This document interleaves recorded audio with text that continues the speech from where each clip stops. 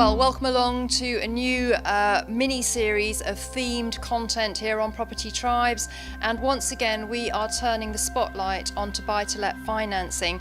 And you may remember that earlier this year Property Tribes partnered with one of the most trusted buy-to-let brokerages in the UK, John Charcoal, to support the PT community via the PT brokers. And because of that, we thought we would update our finance content. And to join me to do that, I am delighted to once again say hello to Ray Bulger of John Charcoal. And Ray, it's so exciting to have John Charcoal kind of embedded into the PT community now. And since we last spoke, which was earlier this year, of course, so much has happened in the buy-to-let sector. And the positive thing is we're seeing it getting even more competitive. Competition has increased, I think, for a number of reasons. First of all, the more experience lenders get of buy-to-let over a longer period of time, the more they recognise that actually the risks are really no greater than in the residential market. So we've seen the interest rates available in the buy-to-let market come down almost as low as residential rates, and that compares with a differential of about 2% a few years ago. So that's a big change. Secondly, most of the action now, of course, is in the remortgage space because the number of purchases has fallen off dramatically. So awful lot of competition in that space. And we've got quite a few lenders now who will even offer free legal fees on a remortgage and free valuations, which used to be only available in the residential market. So yes, it's got a lot more competitive. And of course, rates are still very low. Although bank rates come up half a point from the low, the cost of fixed rate mortgages is still very close to the lowest level ever. So for landlords who are looking for finance, yep, it's a good time. Now, we have heard that from the media that the buy-to-let sector is in decline, and indeed that is one of the topics that Ray will be covering this week, of that in the context of mortgages. But if landlords are becoming a scarcity, then lenders are going to have to fight for their business, and that could be another reason why rates are coming down. And that's exactly what's happening. And so competition, of course, is great for borrowers. Landlords are able to borrow at rates which they wouldn't have deemed feasible a few years ago. And bearing in mind the fact that if you take a 5-year fix, you can borrow more money because lenders are able to calculate affordability in a more generous way as a result of Bank of England rules, then we're seeing more borrowers take a 5-year fix, some specifically because they want the security of locking in for 5 years at current low interest rates, others because it allows them to get more gearing. So there are good reasons for many borrowers to look at a 5-year fix.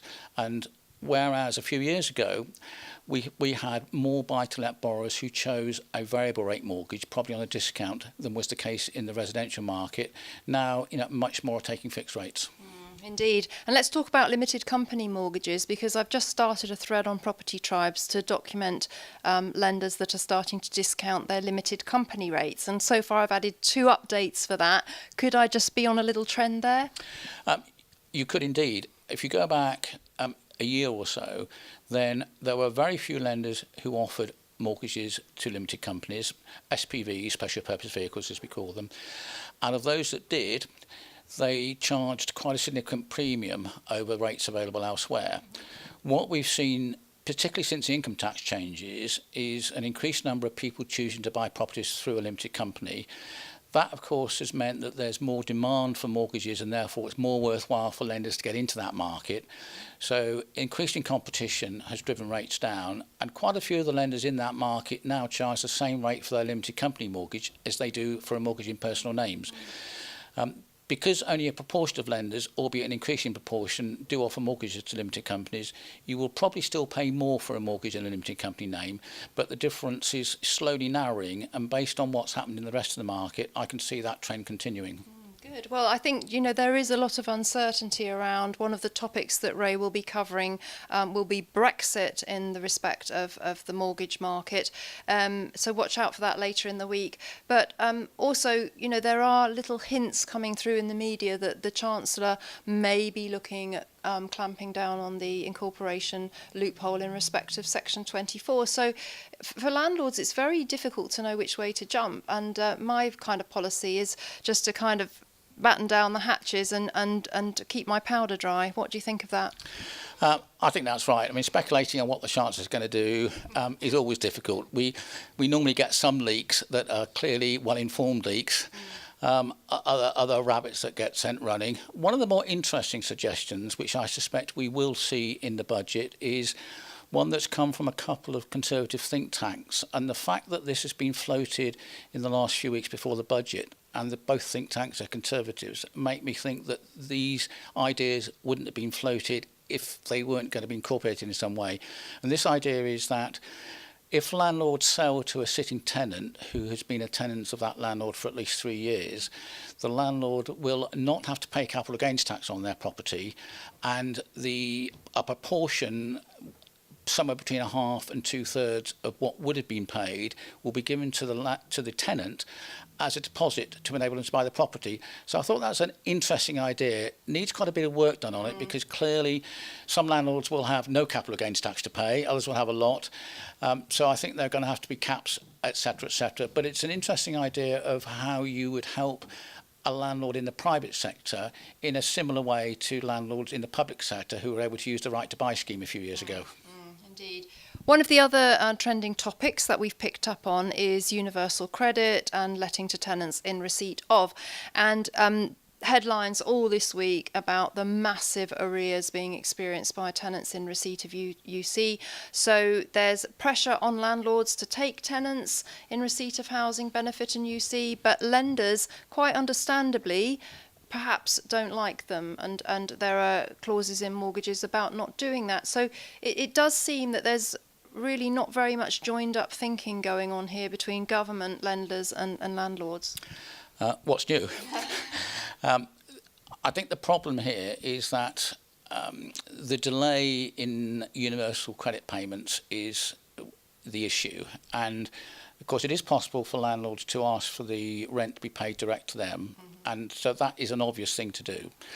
But whilst landlords are experiencing arrears in more cases where people are switching over to universal credit, the lenders who will accept tenants in receipt of benefit are actually finding that the mortgages are not going into arrears. Now, what that suggests is that the landlord in that situation has got enough money in reserve to make the mortgage payments even if the rent's delayed.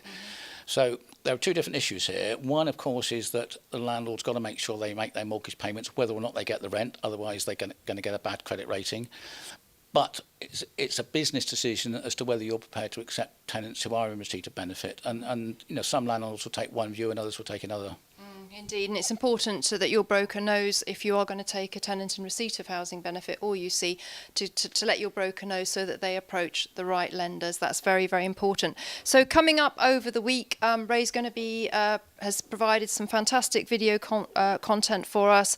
We're going to be looking at such issues as Buytolet if you're self-employed, how you transition from a small to a portfolio landlord, and also about lending in later life. And I think what's so great about this, Ray, is that the PT Brokers team has gone through the forums over the last few months and come up with these topics that kind of seem to keep cropping up time and time again. So these are obviously the things that are on landlords' minds, and we're going to address them this week. Yeah, absolutely. I mean, it's a really good way of identifying what sort of topics to cover in these videos is, you know, where you're getting the most questions, and you know that's clearly what we've been doing. So getting all the comment from the PT viewers, I think, is fantastic.